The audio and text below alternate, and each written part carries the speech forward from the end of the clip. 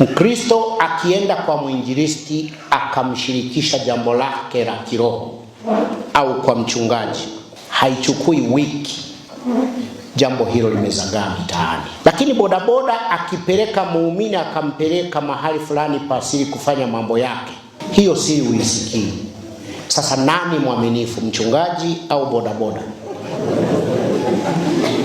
Ukipanda taksi ukasahau simu yako ndani ya taksi, labda baada ya siku moja unaweza ukashtukia taxi driver na kutafuta kukurudishia simu yako. Lakini simu yako ukiisahau kwenye mazoezi ya kwaya tena yanayofanyika ndani ya kanisa, ndani ya nusu saa hiyo simu huipati.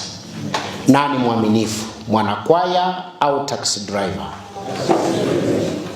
Barmaid anayefanya kazi kwenye bar anaweza kuokota wallet ya mlevi, tena ina fedha ndani, akaitunza mpaka mlevi akirudi kesho yake kunywa, akamkabidhi wallet yake. Lakini mlevi yule akienda na wallet yake nyumbani, mke wake wa ndoa akaiona, anaondoa hela zote na anadai wallet ya kuiona.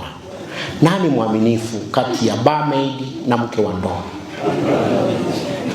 Nani mwaminifu?